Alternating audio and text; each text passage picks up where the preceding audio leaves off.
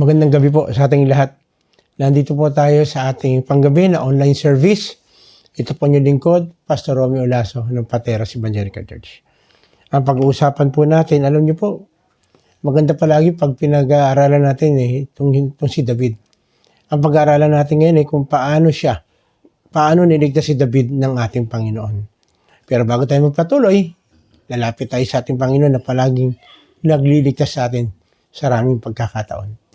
Lord, salamat dahil muli sa pamamagitan po ng iyong salita kung paano niligtas mo si David sa maraming pagkakataon. At titignan namin, Panginoon, kung bakit mo ba siya nililigtas? No? Hayaan niyo po, Panginoon, sa pamamagitan nitong mensahe na pinagkaloob po niyo, maging daan ito para makita namin, kagaya kay David, magtiwala, mag-trust po kami sa iyo. Paano nga ba ang ginawa ni David?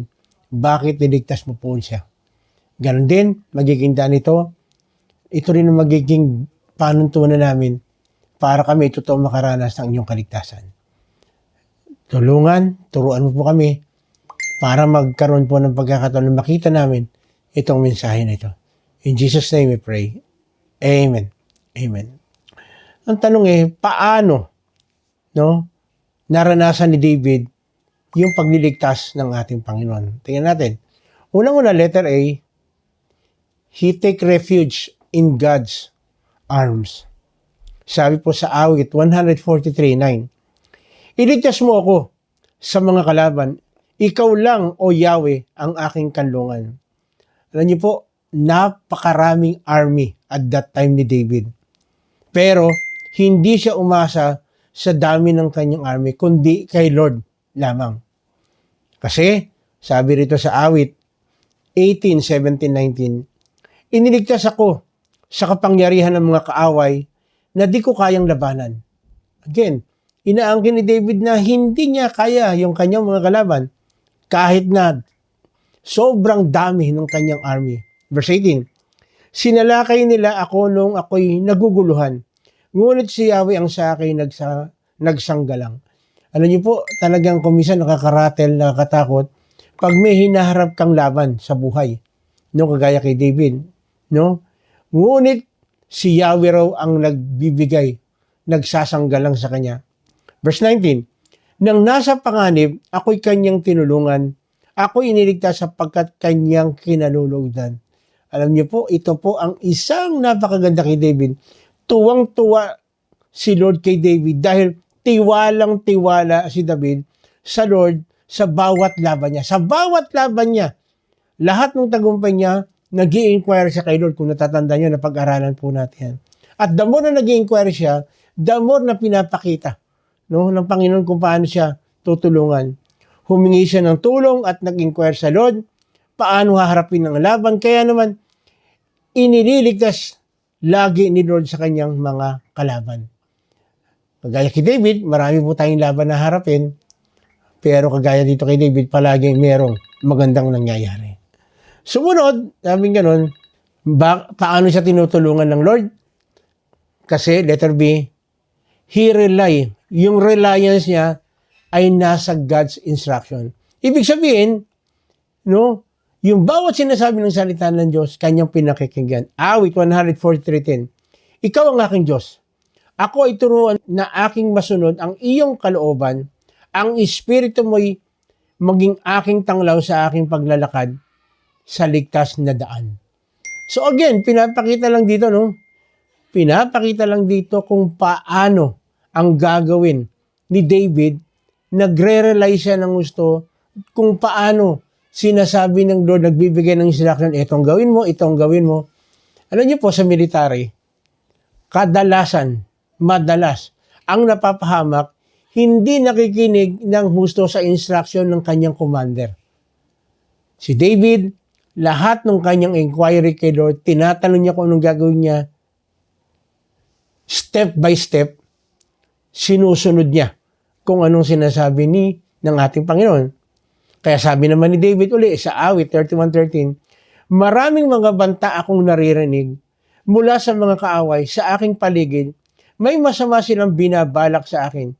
plano nilang ako ay patayin. Again, hindi nila mapatay-patay si David. Bakit? Nagre-rely si David kung paano niya gagawin. Actually, sa panahon po natin, kung titingnan po ninyo, ang Israel, bakit palaging nananalo? O pwedeng sabihin ng advance yung kanila, pero sino nagkay ng karunungan nun? Nagre-rely sila kay Lord. Tumingi sila ng tulong. Kaya naman, kung noon, nagre-rely sila sa Panginoon, even sa panahon po natin. Ganon katindi po itong Israel na ito. No? Again, bakit? Paano binibigay ng Lord yung kaligtasan kay David? Letter C, reminded of God's promises. 143 verse 11. Ikaw ay nangakong ako'y ililigtas. Pagkat dakila ka, iligtas mo agad. Iligtas mo ako sa mga bagabag. Alam niyo po, mahirap po ito. Ayaw ko lang kung naranasan po niyo. Ako nakaranas na po ako niyan. No? Na kapag ikaw ang bigat ng problema mo, ligalig ka. Hindi malaman kung anong gagawin mo. Bagabag ka. To the point na hindi ka makatulog. To the point na hindi mo alam kung saan ka susuling. Pero salamat, mayroong mga salita ng Diyos kagaya kay David na pwede nating puntahan. Na pwede nating panghawakan. Lagi inaalala ni David ang mga promises ni Lord. Kaya naman patuloy niyang nararanasan ang goodness of God's promises. Tanong sa mga panahong ito, gusto mo ba maranasan itong kaligtasan na naranasan ni David? Niligtas si David ng ating Panginoon dahil siya nagte-take refuge siya sa mga kamay ng ating Panginoon. Nagre-rely siya sa mga instruction ni Lord. At palagi inaalala niya, nire-remind niya ang sarili niya na mayroong pangako si Lord sa mga bawat laban na haharapin. Kapatid, sa mga oras ito, hindi ko alam kung anong pinagdadaanan mo. Hindi ko alam kung paano mo hinaharap ang bawat laban sa buhay. Pero si David, nagre-refuge siya. Naglumalapit siya sa ating Panginoon. Sa mga kamay ng ating Panginoon, sumasandal siya. At pinapakinggan niya yung mga utos ng Diyos kung paano haharapin yung bawat problema. At inaalala niya palagi na mayroong pangako ang Diyos. Alam po niyo, kapag ganito po ang naging attitude natin, makikita natin kung paano gagawa si Lord sa buhay natin. Kung paano aayusin ni Lord. Kung paano tayo magtatagumpay sa bawat laban. Kung paano natin haharapin ang bawat laban. Kung paano natin susolusyonan yung problema natin. Bakit? Inire-remind ng Lord yung kanyang mga pangako sa atin. Kung tayo lamang ay magtitiwala, mag-rely sa kapangyarihan ng Diyos, makikita natin yung ginawa nating kanlungan ng ating Panginoon, mararanasan natin yung ito yung totoo na para kang nakasandal sa pader. Para kang nakasandal sa pader. Bakit? Yung pader na sinasandalan natin ay hindi matitibag. Ganon ka-powerful. Kaya naman si David, hanggang sa lahat ng buong laban niya, nililigtas siya ni Lord. Kapatid, sa mga oras ito, maaaring ikaw may laban na hinaharap.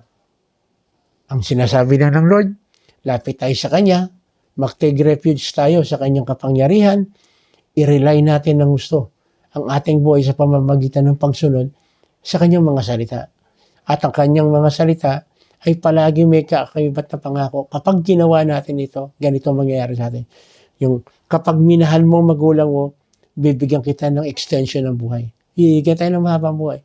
Kung aalagaan natin yung katawan natin physically, hindi natin inaabuso, bibigyan tayo ng Lord ng long life.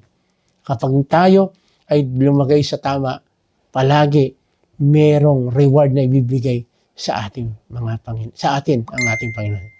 Tayo pumikit, manalangin. Panginoon, maraming salamat. Dahil alam po namin, Panginoon, na ikaw ay isang Diyos na palagi gumagawa nire-reveal mo ang iyong sarili sa bawat isa po sa amin sa pamamagitan po ng iyong salita. At sa mga oras ng Panginoon, nakita namin kung paano si David ay nag-take refuge sa inyo, talagang sumandal sa inyo, nagtiwala sa inyo, yung kanyang reliance ay palaging nandito sa inyong mga salita dahil alam niya merong magandang mangyayari. Kaya Lord, bigyan niyo rin kami, Panginoon, ng kaisipan na kagaya kay David, puso na willing sumunod sa lahat ng instruction na ibinibigay po ninyo. Hayaan niyo po, Panginoon, na ma-remind kami na kapag ginawa namin itong mga bagay na ito, for sure, kagaya ng iyong pangako, blessing upon blessing, at bibigyan niyo po kami, Panginoon, ng masaganang buhay. Kahit sino po sa amin, yun ang pangarap namin, masaganang buhay. At alam po namin, Panginoon, ang masaganang buhay ay hindi lang dahil marami kang pera, marami kang bahay, maraming mga tao nakapaligid sa iyo. Ang pinakamaganda na blessing na makikita po namin is yung palagi mo kaming sasamahan, kagaya ng iyong sinabi, na hindi mo kami iiwanan at hindi mo kami pababayaan. Alam niyo po, even sa panahong ito na meron tayong physical na karamdaman, ito yung pagkakataon, pwede na tayong mag-take refuge kay Lord sa kanyang mga kamay. Kasi sinabi naman niya, pangako rin niya ito, ang sino mang may kabigatan, may karamdaman, lumapit sa kanya, bibigyan niya ng tugon. Bibigyan niya tayo ng kapahingahan. Kaya kapatid, sa oras ito, meron kang karamdaman, ito yung pagkakataon. Sige, lumapit ka kay Lord, sabihin natin kay Lord, yung ating nararamdaman physically. Yes, Lord. Yes, Lord. O meron kang kakilala, mahal sa buhay, na merong karamdaman, ito rin yung time. Pwede natin ilapit kay Lord. No? Dahil nire-remind tayo ng Lord na siya ang ating dakilang manggagamot. Sige, sabihin po natin. Yes, Lord. Pagka lumubos sa aking mga kapatid, ang iyong pangako, ang iyong kagalingan na sinasabi po. In Jesus' name. Emotionally, may problema ka sa iyong asawa, sa iyong magulang, sa iyong anak, sa iyong kapatid, kasama sa trabaho, sa eskwela. Ito yung pagkakataon. Hayaan mo na lahat ng iyong kabigatan, ibigay mo sa Panginoon. Ibigay natin sa Panginoon. Bigyan din tayo ng Lord ng ability na matuto na mag-humble. Kung kinakailangan, humingi tayo ng tawad para ma-solve itong problemang ito. At kung yung tao naman na alam natin na siyang may kasalanan, hipuin ng Lord ang puso niya. Lumapit siya. Matuto naman tayo magpatawad pag lumapit. Alalahanin natin na tayo rin ay makasalanan na pinatawad lang tayo ng ating Panginoon.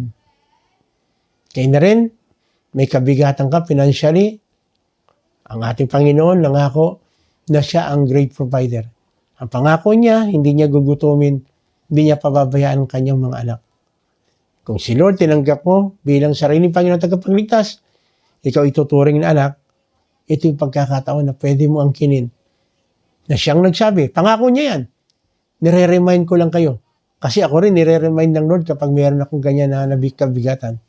Sabi mo sa Panginoon, Lord, bigyan niyo po ako ng pagkakakitaan. Yung maayos na pagkakakitaan. Yes, Lord. Yes, Lord. Walang imposible sa inyo. Kaya mo kami pagpapalain, Lord. Gusto mo maging channel of blessing kami sa lahat ng tao. Lord, pagpalain mo rin ang aking mga kapatid nagdiriwang sa kanilang kaarawan sa mga araw na ito. Pagpalain mo po, Panginoon, ang bawat isa po sa amin. Kaya na rin yung pagsasama ng mag-asawa. Salamat, Panginoon, dahil ikaw ang nasa gitna.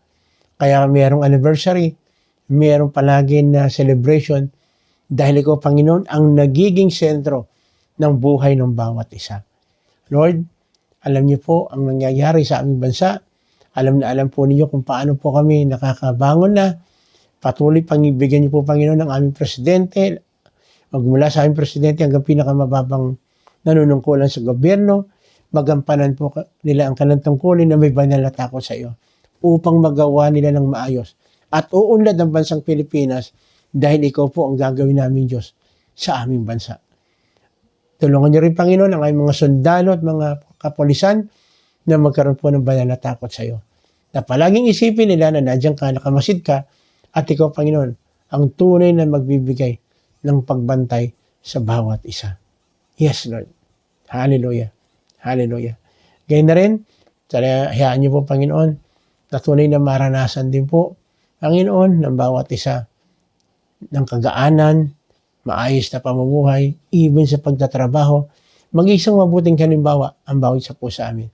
Sa eskwela man, ang bawat estudyante na inaangkin na sila'y mananampalataya, ang bawat isa po sa amin ay tunay na maging silbing ilaw at asin ng sanlibutan.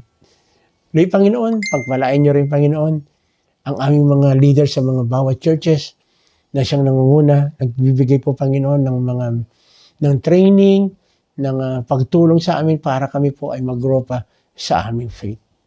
Lay, Panginoon, ang po namin ng bansang Pilipinas ay ikaw ang tunay na magmay-ari.